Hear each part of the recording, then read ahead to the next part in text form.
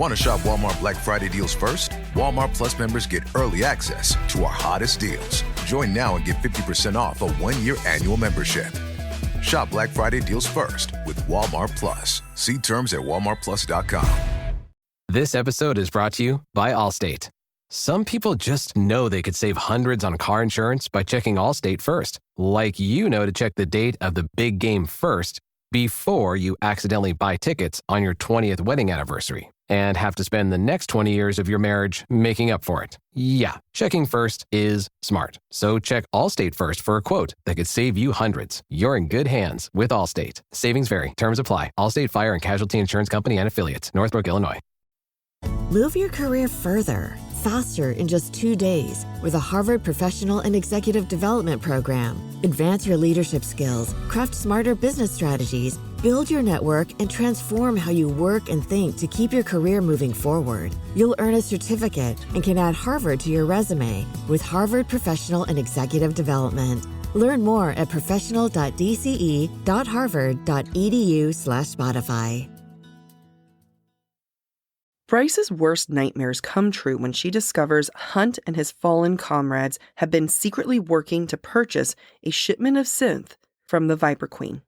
Micah and Fury intercede, with the latter escorting her friend home, where Ruhn watches over her.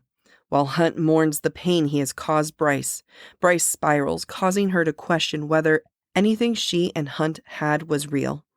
It is only when Fury brings news of Sandriel's possession of Hunt as her property that Bryce reminds herself that Hunt is her friend and she does not want him to return to the archangel he loathes. Despite Bryce's efforts to persuade Sandriel to sell Hunt to Bryce, Ruhn intercedes, only for one of Bryce's many secrets to be revealed to the world. The views expressed by the hosts are entirely their own and in no way represent the thoughts or intentions of the original author. This podcast is a discussion shared to spark thought and conversation on the characters and themes of this novel. The interpretations presented in this podcast are just a few of the many possibilities. Listeners are encouraged to read along and share their own analysis of the text. Though the hosts speak mostly within the constraints of this book, series and extended universe spoilers may be discussed with or without warning. Explicit language as well as themes of sex, violence, abuse, depression, self-harm, and death will recur throughout this podcast. Listener discretion is advised. This is part 1 of this week's episode. Stick around for part 2, which releases on Thursday. Thank you to all of our Patreon supporters, with a special shout out to our February 2024 Trophy Wives. Thank you, Laura, Rachel, Beatrice, Amber, Catherine, Veronica, Anne, Jackie, Violet, Nicole, Amelade, Jessica, Helen, Danica, Carissa, Colleen, Alexa, Sam, and Allison. To learn more about becoming a Trophy Wife, visit patreon.com/Book Talk for Book Talk. Thanks, Trophy Wives. Welcome to Book Talk for Book Talk, a podcast where we deep dive into the writing of your favorite novels. This season, we're exploring Sara J Maas's first installment in the Crescent City series. This is Jac. And I'm Amy. This week, we're discussing chapters 65 through 72 in House of Earth and Blood. This week, we ask ourselves, has this moment in the plot been earned emotionally and structurally? Themes we see in this section include possession and ownership. We ended last week's episode after Hunt has lost his wings, Bryce has tried to care for him, and they see a video of the synth trials that Danica stole. While they do get their sexy on, afterwards Bryce steals away in the night to go back to her old apartment while Hunt sleeps. Bryce then gets a call from Therian about a synth deal taking place on the docks. We pick up at that point in chapter 65, where Therian and Bryce are on the wave skimmer trying to approach the synth deal from the shadows. And like all short chapters in this novel, a big reveal takes place. Hunt, dun dun dun, is involved. She does love to do that. It's like, here's a short chapter, here's a big truth reveal. Yep. Love SJM. Love this book. I think she's done a great job. And these chapters make me kind of be like, but why is this happening? Yeah. One of which is, why did Therian not contact Hunt? Yeah. Why did Therian just contact Bryce? It's an excellent question. And Did he assume Hunt and Bryce were together? Yeah, but that's Therian is Hunt's connection. Yeah, that's also true. Part of me was wondering, maybe Hunt was orchestrating it? I don't know. The Therian of it all, I'm going to question later on, too. So Okay. We'll get there. Also, I love how Bryce, you can tell, is feeling overly confident in this at the beginning. She's even shitting on the Viper Queen's style. Quote, "It's the Viper Queen," Bryce said. "No one else in the city would have the swagger to wear that ridiculous purple raincoat." The mindset that she's at, like, it's SJM is doing a great job of building where Bryce is. Like, she is so Bryce. She is peak Brycing right now. And, she sees fashion, she sees an equal, and then it's all about to be destroyed. Yep. There is more about Bryce's perspective I want to say, but I'll leave it for the end of this chapter. A lot of plot in general is happening in these chapters that we're analyzing today. And while there might not be a lot we would normally analyze, I do want to call out how well SJM is playing up the drama, at least from my perspective. And that drama is built up through the use of irony. Now, if you didn't know, irony is considered a writing device. It is a technique that is used in writing. And it's not just because people have a sense of humor. People don't understand irony all that well. I would like to give a quick example. Yeah, go ahead. Of true irony would be someone saying, "Hey, I don't want any rain on my wedding day at all. I'm going to go to the driest place on the planet." And then it rains. Yeah, at the driest place on the planet. Yeah, I feel like sometimes people don't get irony. Yeah, I agree. And I blame Alanis Morissette for that. I agree. Yeah. Bryce thinks about calling Hunt and begins to pull up his contact info. And as she's ready to hit dial, she sees Hunt. Drama. Another piece of irony for me, she's using her cell phone to take pictures of the boat. And we've seen the cell phone used as a device to bring Hunt and Bryce closer together. Yeah. And we're going to see the culmination of that later in this episode. Yep. And at the same time, it is now setting up the stage for them to be torn apart. It is beautiful. I love that fact there. To top it all off, before Bryce realizes that Hunt is on the boat, the Viper Queen says, "I think this is the start of a beautiful friendship." And for me, what's ironic about this is that Bryce and Hunt did have a beautiful friendship. And in this moment, that beautiful friendship is being deconstructed. It is about to be obliterated. So I even have goosebumps now. I'm just like, kill me now, SJM. The irony. She really does draw these things out and does a good job. And I love, in writing, one of the things you can tell by a good book is that you cannot delete a scene earlier in the book because it's all needed.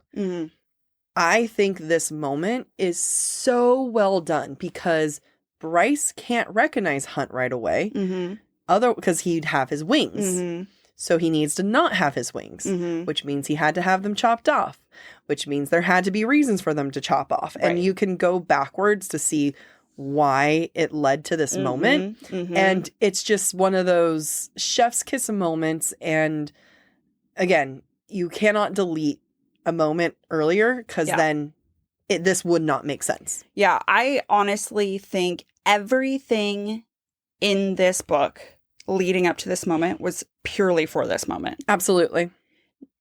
Every thread was tightly woven so that we could be here and Bryce could be torn apart. And it is devastating. Yep. There's no pointless moment in this book. Nope. Maybe except for the scenes with the knock. But even those aren't pointless because it's telling us how he's going to die. Yeah. But, whatever. Yeah. I do want to note before we move on to the next chapter that before recognizing Hunt and realizing who he is, Bryce observes his figure and can tell that his body language is demonstrating, quote, clear disgust and displeasure. And so, like Jac was saying, she is ultimate Bryce right now. She is peak Bryce. She is in her element. But the second she recognizes that Hunt is on that boat, all previous observations are gone. Yeah. She can't retain this information in association with Hunt. Yeah, and I'll even say that those moments, although she doesn't necessarily reflect on these descriptions of Hunt in this moment, but in just a few chapters, we're about to see Bryce not necessarily forgive him, but like fight for him. Mm-hmm. I think this moment, and she never like looks back and be like, wow, that he really didn't want to be there. Right. Wow, I can see that he hated that moment. Yeah. But subconsciously, it's there. Right. Which is why it's important that she is making these observations from a storytelling perspective. Mm-hmm.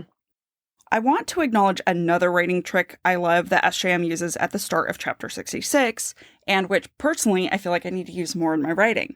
Quote, Bryce didn't know how she wound up on the barge, what she said to Therian to make him pull up, how she climbed off the wave skimmer and onto the boat itself. But it happened fast enough that Hunt had made it only 3 steps before Bryce was there, soaked and wondering if she'd puke. What I love about this is that I don't need to know all the details. I don't need to know how Bryce climbed onto the barge. And honestly, it would just be useless information. SJM doesn't bother us with the details, but what's great about it is that it's not lazy writing. It is in character for Bryce to black out. It demonstrates her rage. It demonstrates her hurt. And from a writing perspective, it's like work smarter, not harder. It's true. I want to use this more in my own writing where it's like, you don't need to be like, Bryce hands gripped the side of the boat, launched herself, like just get there. And you really see where Bryce is emotionally. Like you are in her mind. You are just as distraught as a reader because you don't really know what's fully happening. And you understand the emotions so clearly without her necessarily having to say, Bryce was super mad. Right now, all Bryce sees is Hunt, and she's charging right for him. Like, does not care about anyone else, does not see anything. It is just Hunt. But even though he's disrupted her reality, he's still the only tether to the reality. Like, he's still the one that she is locked onto. And we don't need to understand the chaos of what's going on. Like, you know, I'm sure the Viper Queen's freaking out. What's Justinian and Victoria doing? Is Therian still on the wave skimmer? You know what I mean? Like, we don't need to worry about all that stuff. Yep. And then, like, Micah appears later on, like, immediately, because she's just so honed in on him. And it makes it hurt more as a reader. Quote, Bryce was distantly aware of Therian, distantly aware of the Viper Queen chuckling, but all she heard was Hunt breathe, Bryce. We don't need to know anything else. We just need to know this. No, they are in their own world. Never mind that everyone's pointing guns at them. I know. Who gives a shit? I can only imagine like everyone is out there being like, gun, gun, gun. And Bryce is just in the middle, not giving a flying fuck. Yeah, it's Elizabeth and Darcy dancing, but in the worst way possible. Okay, that's an interesting pool, but I see it. But I see it, yeah. If you think about that scene from the 2005 Keira Knightley. Yeah, no, I see Pride it. and Prejudice. Okay, great. I love it. Thank you. They're in their own world. It's a hell of a comparison. One's super romantic. This one's... I don't know. Elizabeth didn't like Darcy all that much at the time. I know, but like, it was hot. It was hot. It was sexiest movie there ever was. I also want to talk about something Jack previously mentioned about Hunt's wings. Quote, of course she hadn't recognized him from a distance. He had no wings, but the powerful build, the height, the angle of his head, that was all him. I love that Bryce calls out the fact that Hunt does not have his wings, because there's so much symbolism in him not having his wings. Finding Hunt in this moment and this treachery and betrayal, it is as if Bryce is seeing Hunt for the first time. His wings in that moment, to me, therefore represent his goodness. And now that they're gone, she can now see the liar beneath him. Yeah. And whether or not Hunt is truly, truly bad, truly had bad intentions, I could see and feel from Bryce's perspective that the imagery of his wings underscore this moment and how she sees him now. Yeah. And now, without those wings, he is truly fallen. Yeah. I love that. Just the imagery of like, he is a fallen angel now. And, okay, hear me out. I'm not saying that this is true, but could Hunt have been able to do this with his wings? And I mean that more from a symbolic point of view, where his wings haven't been tainted and stuff. Like, part of the driver of all this is because they were chopped off. Right. And would he have been able to still, I mean, and the answer is yes. He was like looking for a place to bring them down. But just the symbolism of it all, like having been truly fallen now, I don't think, again, this could not have played off from a symbolism point of view if he had his wings. And I also just love that Justinian needed to paint his wings black. To hide his wings? To hide them. Well, and it makes him look more fallen as well, right? Because his wings become invisible, quote unquote. It's just so brilliant because, yes, from a practicality standpoint, it makes sense, but it also makes sense from a symbolic. This whole scene is so much symbolism done so well. So well. Fury, like Micah, comes out of the shadows and makes her presence known on this boat. And I have a question. Why can Fury tell the Viper Queen what to do and the Viper Queen listens? What am I doing right now? Shaking your head. I am so mad with Fury. Who is she? Why can she threaten the governor? Why does everyone know her? And why was she in college 2 years ago? I have to believe she was in college as like an undercover thing. Like I forgot that they met in college. I just assumed that they met partying. Yeah. She was in college? Why? What are you doing? How old are you, Fury? Yeah. The Fury question of it all makes me mad. Bryce is angry about one thing and one thing only. It's the fact that Hunt kept it a secret. The secret itself, I don't think Bryce cares about. You know, if anything, I almost feel like she would have helped him. Yeah. Be like, oh, you want some synth to take down Micah and all them? Let's make sure it's safe first. Yeah, right? Like, I don't like it, but we'll help you. You know, on some level, I think she totally understands his reasoning and why he would do it. And again, like borderline, I think she supports it. It's the fact that he did not tell her sooner that is what hurts her the most. Quote, but Bryce just asked days ago? Silence. She said again, you knew about the synth days ago?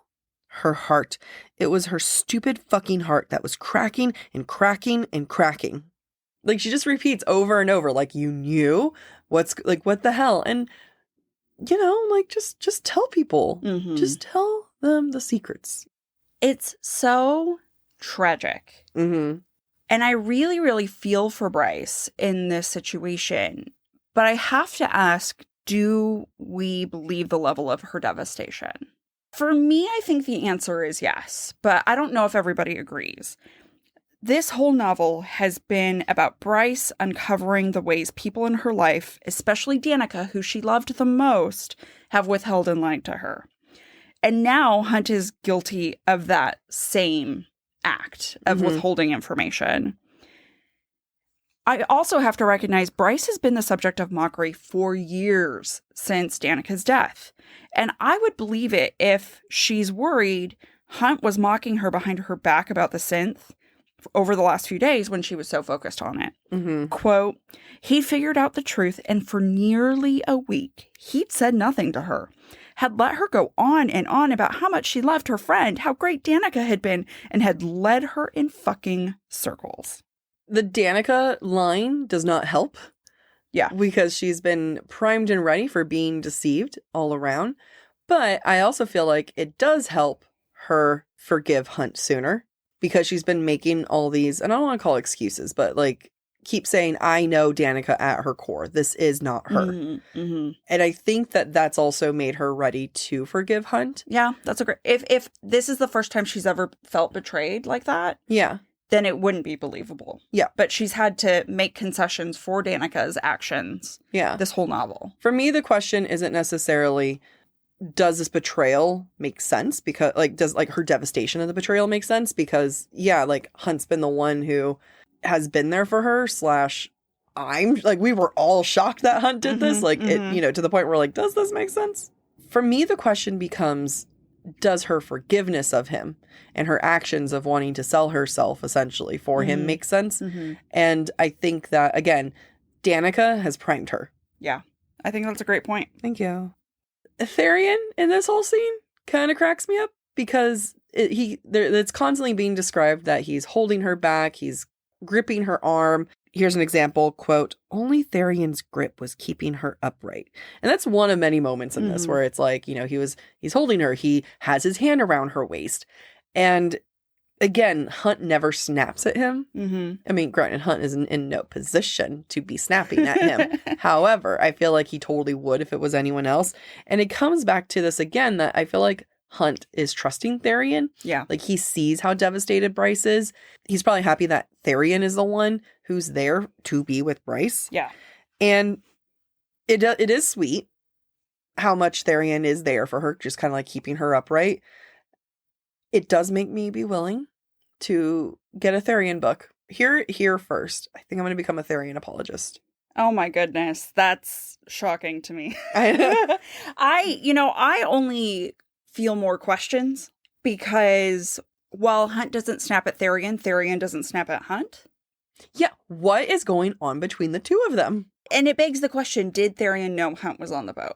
It also begs the question, were they lovers? Okay. That's a good question. Right? I mean, like, it makes sense. But, I agree. There's no way Hunt knew Therion knew. Right. There's no way Therion knew. However, the stuff that happens makes me wonder, did Therion know? Or does Therion trust Hunt enough to be like, I get it, man, but I can't save you. Yeah. Yeah. You dug your own grave. I don't know. Nor will we ever. Nope. Toward the end of the chapter, before Fury takes her away, Bryce, quote, grabbed the white opal from her pocket and hurled it at Hunt. Hurled it so hard it slammed into Hunt's head. Blood flowed from his temple, as if the halo itself were bleeding.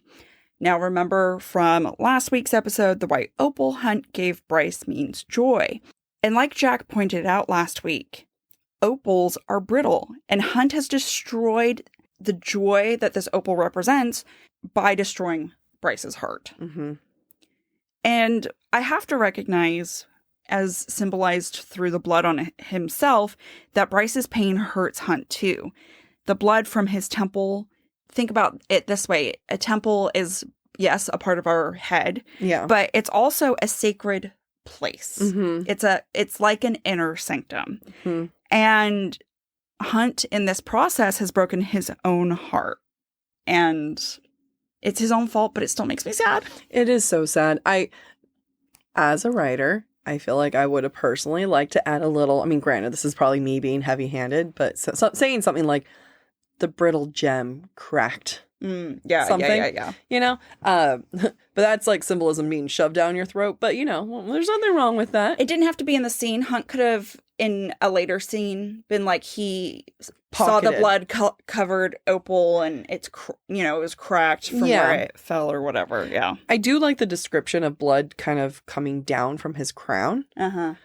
It's like a reminder of what he chose. Yeah, well, and it just, again, it drives the fallen imagery home, because isn't it supposed to be a crown of thorns? Yeah. But when I say what he chose, in case someone's like, what the hell does that mean? Like the fact that he chose this mini rebellion. Yeah. Yep. It's reaffirming the crown on his head. Yep. I also want to say, Hunt pisses me off as much as I also empathize. Quote, Bryce, your heart was already so broken, and the last thing I ever wanted to do was, it's not the time, bruh. No, the way I gasped when he said that, I was like, excuse me, you do not get to make that decision. You don't say that shit. No, and also, she was healing your broken ass, too. Yeah, it's true. She was taking care of you. And it's the whole, like, I know better than you. That is some Edward Cullen bullshit. I agree. Also, I could not stop laughing that Hunt spills it all at the end. Quote, I messaged them that it was over, and they got spooked, contacted the Viper Queen, and insisted it was going down tonight. Now, I always get annoyed in books when I'm just like, just tell the truth right away. And I hate when in books are like, I just want, they're thinking about the answer and they just won't be able to say it. But at the same time, I'm listening to this. I'm like, what a fucking narc. Yeah. He has to know they're all doomed anyway. Right? But or he just does not give a shit. Like, Justinian and Victoria are probably there and be like, sir, we were on the same team. Yeah, and he's like, it was them. It's true. They're the ones who did it. I wanted nothing to do with this. It was very childish. Baby, please come back. Yeah, it was just like, okay, wow, you have like no... Martha Stewart went to jail because she wasn't going to spill anything. Yeah. He does not give a fuck. Nope. Fall has officially started here in Los Angeles, and that means we finally get to do fall activities. I have been counting down the days for when I can go to pumpkin patches, maybe even hit up an apple orchard, and I get to do all of it looking super cute in my Quince boyfriend sweater. This weather is perfect for my dark academia vibes, and I'm so excited to bust out my washable silk blouse because I'm going to be taking pictures. Quince is known for their Mongolian cashmere sweaters from $50. And that's not all. Quince has so many other amazing things on their website. All of those items are priced 50 to 80% less than similar brands. That includes leather jackets, cotton cardigans, soft denim. Like, my entire fall wardrobe is genuinely turning into Quince wardrobe. By partnering directly with top factories and cutting out the cost of the middleman, we get savings as the customer. One of my favorite parts about Quince is the fact that they only work with factories that use safe, ethical, and responsible manufacturing practices. And they still manage to get premium fabrics and finishes for that, luxury feeling for every item that they have. Get cozy in Quince's high-quality wardrobe essentials. Go to quince.com/booktalk for free shipping on your order and 365-day returns. That's Quince, QUINCE.com/booktalk, BOOKTALK, to get free shipping and 365-day returns. That's quince.com/booktalk. Move your career further, faster in just 2 days with a Harvard Professional and Executive Development Program. Advance your leadership skills, craft smarter business strategies, build your network, and transform how you work and think to keep your career moving forward. You'll earn a certificate and can add Harvard to your resume with Harvard Professional and Executive Development. Learn more at professional.dce.harvard.edu/Spotify. We start chapter 67 with Ruhn waiting for Bryce in the lobby of her apartment. And this is like the first time I really teared up. Aww. Like, where I was like, Ruhn was there for her. Yeah. He just loves her so much. He loves her so much. And she treats him like shit. Yeah, we'll have to talk about that. Yeah. The absence of Hunt makes Bryce feel like her apartment is, quote, dark and hollow and foreign. Quote, every piece of clothing and gear belonging to Hunt was like an asp, ready to strike. I know the imagery of an asp is used pretty frequently by SJM, and I've never stopped to wonder what an asp symbolizes other than being a snake, And apparently asps, which are venomous snakes, are the symbol of royalty in ancient Egypt, and Cleopatra is said to have killed herself with asp venom. Asp venom in ancient Egypt was also used in executions for those who were dignified enough to deserve better than a typical execution. And I bring this up not because it's like, oh, because Bryce is a princess. That's not it. It just felt like it didn't have to be an asp. It could have been a snake. It could have been, I don't know. It just... Well, it Go makes ahead. sense to me. Go ahead. Right? The quote you have here is, every piece of clothing and gear belonged to Hunt like an asp ready to strike. I think the symbolism is between Cleopatra and the fact that she famously, allegedly used asp venom to kill herself. It's like all of these moments, all of this gear, all of this is slowly killing Hunt. Well, I would actually almost say the opposite, that it's slowly killing Bryce. Like, she allowed these asps. Oh, I forgot we're back into Bryce's apartment. Yes, It's slowly killing Bryce. And for a second, I was like, we're in the cell with him. No, agreed. But like the symbolism's still there that these things represent a slow death. Yep. And didn't Cleopatra kill herself after her lover died? Yeah. So that adds an extra layer there. Like, I know. Hunt is dead to her. Yeah. And evidence of him is killing her. Yep. Thank you for reminding me of my train of thought. You're welcome. Thank you for reminding me that we're in Bryce's apartment. Bryce pukes at this moment, which reminds us of her humanity, and I think also demonstrates just how much pain she's in right now. Bryce is especially bothered by Hunt's blood on the couch. And why do we think that is? Before I give that answer, when she throws up, Ruhn goes over and holds her. And takes care of her. Okay, just... I love Ruhn. God, I love Ruhn. So back to the question of the blood on the couch, right? It's a reminder of the sexual encounter between Bryce and Hunt. Quote, Ruhn picked her up and carried her to the couch, keeping away from the spot where she yielded herself entirely to Hunt. The blood evidence really reminds me a lot of like when women have sex for the first time, in theory. It's, you know, women may not bleed the first time, may not bleed at all. Virginity is a construct. So a lot of times, historically, the sheets had to be checked, like the wedding night, to make sure that it actually happened. Right. And that the marriage was consummated. And that she was a virgin. Right. You know, like women would sometimes have to have little vials of chicken blood or something just to make sure that they actually did bleed. Something there. And the quote-unquote virginal blood on the white couch is now a stain and not a marker of what could have been a sweet moment. It's like, yeah, blood, white couch, all that stuff. I also love that Ruhn just kind of was like, I smell shit in here. It doesn't say anything. We're not going to say anything about it. I was also thinking, like, why'd you carry her to the couch, my man? Yeah. Take her to the bed. Yeah, exactly. Unless he, like, walked in, smelled sex, was like, I'm staying away from that bedroom. And then is like, damn it, it's on the couch. The blood is also symbolic of Bryce giving Hunt power over her heart, only for him to destroy it immediately. I like what you're talking about the kind of virginal nature of this. The irony for me is that it's Hunt's blood, it's not Bryce's blood. Yeah. Which, if we think about it symbolically, is that the moment when he truly is over Shahar. Yeah. And is fully Team Bryce. Yep. Just a thought. Yeah, I love it. Bryce broke his Shahar hymen. I don't know. What? I don't know. That's like shit I'd say. Wow. We don't have to keep that. No, we are. I'm what? Okay. I'm on board.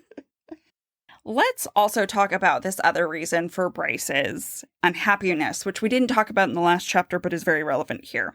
Quote, no better than a bunch of drug addicts. That's what Hunt had implied.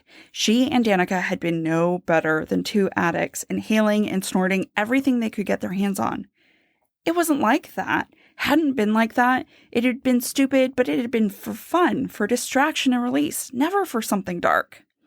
And this is a really, really fine line. And I empathize with Bryce, but I actually don't know who I believe in this moment.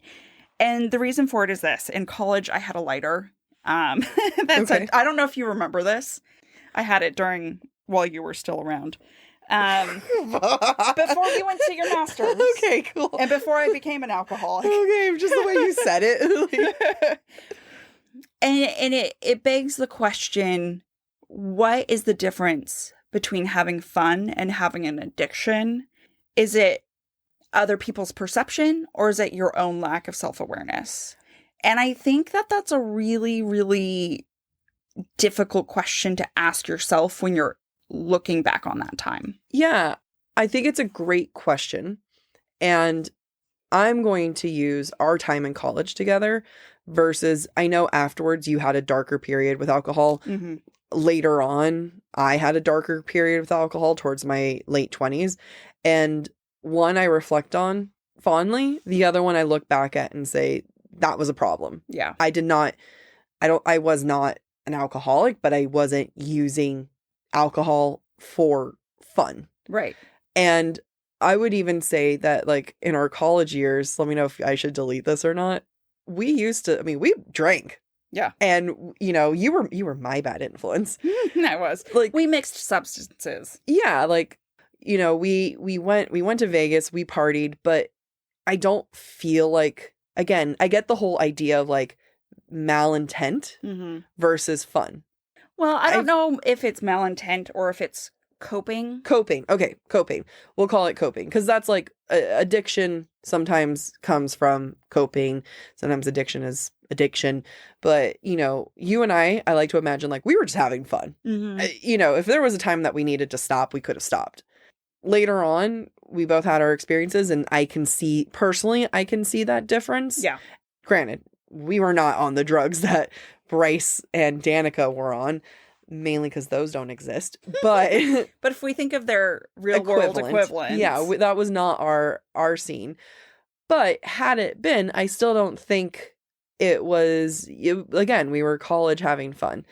And that's what Bryce was, in college having fun. Right. I think that, though that might be true for Bryce, we don't know if that's true for Danica. Because oftentimes, because I think about my darker period, my friends who were my drinking buddies, did not know how bad it was for me. Mm-hmm. And so from their perspective, it was just having fun. It was normal. But from my perspective, it was worse. But I thought it was all that all was made up. Like, I don't think Danica was she wasn't using drugs in synth. I mean, I don't, if we're looking at it as a reader for the first time, we're not sure. We're not sure. I think Bryce has always called out Danica's heart throughout, of like, no, I know her. Yes, I may not know all of her secrets, but I know her. Yeah. And I'm personally using that as my compass. Yeah. But the hell if I know. No, that's fine. That's fair. Justice for Ruhn. That's the beginning of my section right here. He is there for her when she arrives. Yeah. He holds her when she's sick and carries her back to the couch. Quote, she was shaking so hard her bones might snap. Ruhn's grip on her tightened like he could hold her together. And then she does him so dirty. She does him so dirty later on in a bit. And currently, this is like the one man who hasn't betrayed her. Mm-hmm. I mean, yes, he did say some mean shit to her, but that man has groveled. Yeah. That man has apologized. Yep. And he has shown up consistently throughout this novel. Without question, without like any kind of delay. Yep. Just like, don't lash out to the one man who has been there for you. Yeah. I have no comments. Justice for Ruhn. We see at the end of this chapter that Hunt's lies about the synth have been extrapolated in Bryce's mind, such that all her good memories of their time together must therefore be lies as well. Mm-hmm. If Hunt lied about this one thing, he was always lying. Yep. Which is a wrong assumption, but a very, very easy slippery slope that I think all of us are guilty of. Yes. Quote, Hunt must have known she was getting close to learning the truth when she'd shown him the trial videos. So he'd spun her lies about a happy ending for the two of them, a future for them, had distracted her with his mouth and hands. And she fills in the gaps of her understanding with more wrong assumptions, and it's really, really sad because now everything is tainted. Mm-hmm. We then move into part 4 of this novel, The Ravine. A ravine is a deep, narrow gorge with steep sides. And I bring that up because I feel like Bryce is going to be on the edge of this ravine, on the edge of a precipice for the rest of this novel. So I think it's fitting that it is the ravine now. It's also Thanatos, who's like the Prince of Hell. Is there a connection there? I don't know, but I'm putting it there. That's a good point. Hunt is forced to watch his friends be tortured and killed. There's a video feed, and it's on the screen, and he just watches it, Justinian slowly bleed out and asphyxiate, and Victoria's in a box, and it's really, really, I don't know what the right word is. Nasty is what I'm going to go with right now. It's just, okay. It's mean. It's mean. It's good torture. I mean, top-notch torture. Good job. I mean, I applaud this torture. I applaud the creativity. However, from Hunt's perspective, this is just like, wow. that is awful to have to witness and then have in your memory, and you're, going to live for 1,000 years. Like, and that's he's rough. not, and he hasn't been touched. He is in a nice, clean cell. He's been not forgiven, but not passed up on, but he's just there, unharmed, watching this all go down. Which adds an extra layer of guilt. Yep. Because he is just as guilty as they are. Absolutely. I mean, technically less because he wanted to back down. And he narked, so. Little bitch. But Quote, the wound on his temple had healed, but he hadn't bothered to wash away the blood streaking down his cheek and jaw. This is, again, just symbolic of Bryce's pain and Hunt's own pain, and he's not willing to wash away the evidence because he wants to kind of simmer in it. Yeah, he wants to simmer in that evidence. I mean, it's also, again, pretty significant that the only wound he has is from Bryce. Mm-hmm. The only blood that's been drawn is from Bryce. Yep. Meanwhile, his friends are being brutalized. Yep. Justinian is crucified, and Victoria is put in a box to be forgotten forever. It's awful. I know. Immediately, when you think of crucifixion, I personally think Jesus. He's got the big... I was about to say he's got a big stake in it, but oh my gosh, that's not the right word. That's his thing. That's Christianity. That's Christianity. Yeah, that's Christianity's thing. But this is just a reminder that crucifixion is older than Jesus. Mm-hmm. It was used way before him, and it's a legendary type of punishment. It's meant to put them on display, and I just want to remind people that it's not like every single thing doesn't have to be a Christian-related concept. Right. So just, putting that reminder there. I think crucifixion comes from the Romans, right? Greek. Is it Greek? Yeah. And then I'm sure the Romans stole it because the Romans were occupying Jerusalem. Romans steal everything. Yeah, they do. The Romans were occupying Jerusalem at the time that Jesus was supposedly alive. So, yeah, it is beyond Christianity. It's just part of the world's history. Yeah. And not a great world's history. Nope. Humans suck. Humans are terrible. Right? Also, I love that I'm saying I love her Victoria's punishment, but it's just so, I don't know, like particularly horrible. Mm-hmm. She's been put in a box and they have the blood dripping on the box, and it's so Poe to me.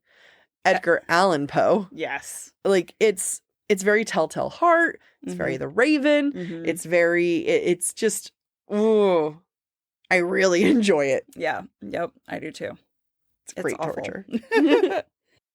At this point, I want to talk a little bit about Hunt and how this translates to who Hunt is in Flame and Shadow.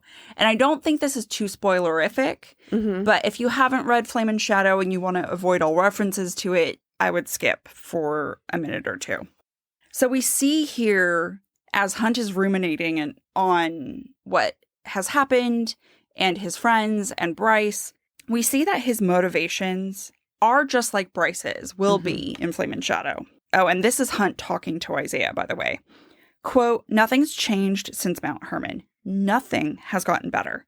We decided it was time. No more fucking bargains with Micah. No more deaths for deaths. Just the ones we choose. They'd planned to do it at the summit, and afterward, they'd make their way to Pangera, to the Eternal City, and finish what was started long ago. When does Hunt realize that this plan is not worth it, and he's willing to give it all up? Quote, not after these weeks with Bryce, not after what they'd done on that couch. And this never changes about Hunt. Yes, he wants the angel hierarchies to go away. Yes, he wants the Asteri dead. But first and foremost, his only concern is about living the rest of his life with Bryce and keeping her safe. Mm-hmm. And he is so consistent in this. And we see that in Flame and Shadow, that at the end of the day, their lives and their future are not worth it. We see it in Flame and Shadow, and again, spoiler Hosab, but we also see it, like, all of Hosab is him being like, I don't want to get involved. Mm-hmm. I don't want us to go down this rabbit hole. I think we leave it alone. Yeah. And then same thing with Flame and Shadow. I don't want to get involved. I don't want to do this. And this is the moment he decides that. Right. And this is that pivotal moment where Hunt has no desire to do anything. He has decided Bryce is endgame. Yep. She's the goals. There's Yep. no life without a future with Bryce. Right. And who cares who's ruling the world? I just want to be with Bryce. Right? And he has to deprogram that from his brain. Yeah. We haven't done analysis on CC3, but at this point, present me almost thinks he never really does deprogram from his brain. Oh, She no. just gets it. She just gets her way. Exactly. At the end of the day, he's going to feel this consistently, but he loves Bryce enough to support her no matter what. Yeah. I don't know. Like, just kind of give him some leeway. Yeah. Here. I Yeah. mean, this was a traumatic event. Very traumatic. So, of course, he's not going to he's going to resist. Right. We finally get a timeline. Quote, "How long have you three been planning this shit?" "Since I killed those 3 drug lords." I want to confirm. That's like when he killed those 3 drug lords and he was super messed up and then Bryce cleaned him up, right? Like, that's the night? I have no idea. We don't know which drug lords. Yeah. How long ago? So I want to say that that's when it happened.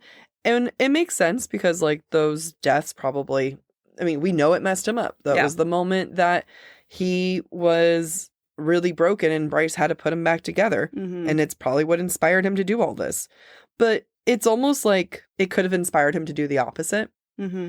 You know, like, you have Bryce here taking care of him and he chooses to go one direction. Yeah. When another one was a different option. Yeah. He had a better option. Yeah. I want to go back to the quote I read earlier about how Hunt changed his mind about the plans with Victoria and Isaiah after Bryce and after what they'd done on that couch. And it's going back to this idea of virginal consummating a marriage. It does feel like with the blood on the couch and the way Hunt is like, the couch, that moment changed everything. They did consummate a marriage. Like, that is the wedding we're never getting. Yeah. Between these two. That was it, guys. That's You missed the wedding? There it was. that was the wedding. While Isaiah and Hunt are talking, and, you know, Isaiah's upset, rightly so. It's his friend he also must be feeling betrayed right now. Hunt lashes out at Isaiah and says, quote, "You might be able to accept the bit in your mouth, but I never will." And I just have to point this out because that is a comparison to animals, specifically horses. And Hunt is saying, you're no better than an animal being led around by your master, but I refuse to be that animal. It also goes against his own thought process. You know, like, again, we were saying that this is the moment he decides that Bryce and their future is what matters. And he's saying, like, I'll never accept the bit. He will. Yeah. He doesn't want to do anything else. His personality, I don't know how I feel about this. I think he is feeling defensive of his choices. Yes. He knows he made a wrong choice, but you know when you made a wrong choice and people keep telling you you made a wrong choice, you feel like you have to defend the wrong choice even though you didn't want to make it. Yeah. I mean, especially since Isaiah is, like, dropping truth bombs left and right. Right. At one point, Hunt says, "Bryce had nothing to do with this, and she didn't know." And Isaiah says, "Yeah, No I know, shit. bro. Everyone saw how devastated she was." Right. And then also, he says at one point, "I thought you had a reason to keep living for this." And that's when Hunt says, you know, "I won't accept the bit." And it's because Isaiah's basically slapped him in the face. Yeah. Isaiah is right. Hunt had a reason to keep living and to do better. Yep. But Hunt has to justify why ultimately he did make the choices he made. Mm-hmm. At this point in the chapter, we switch over to Bryce's point of view, and she's in the gallery. Lahaba's talking about Hunt, but Bryce won't have it. And she reflects that Hypaxia has successfully created a synth antidote and gave it to Bryce. And Bryce just doesn't know what to do with it anymore because things are over. And more than that, it's become a symbol to her. Quote, "A silent reminder of what she and Hunt had shared that day at the Meta-Witch's office." Bryce is so hurt right now that she can't even see the good that came of her interactions with Hunt, that something worth having actually was created because of their genuine care for each other. Mm-hmm. Because that wouldn't have happened if Hunt didn't care about Bryce and force her to go to a Meta-Witch. Bryce would have just... Well, also, Bryce was inspired to go to the Meta-Witch because of him too. Right. And to me, the synth antidote is symbolic of the genuineness of their bond, but Bryce can't see that. It's an unwanted reminder of Hunt. I mean, it goes back to their first kiss, it was very brief, very sweet. And it's when Hypaxia was pulling out the poison, and the synth is no longer an antidote. It's back to being the poison. Yeah. That's a great point. Thank you for listening to part 1 of this week's episode of Book Talk for Book Talk. We encourage you to rate and subscribe to our show on your preferred podcast listening platform. Tune in Thursday for part 2, where we finish covering this week's chapters. We would love to hear your thoughts based on today's conversation. You can submit your comments to our form at booktalkforbooktalk.com for a chance to have your feedback discussed during a future mini episode. If you're enjoying the podcast, please visit our website, booktalkforbooktalk.com, to view our latest merch and learn about supporting the show through Patreon, Ko-Fi, or Venmo. Bye.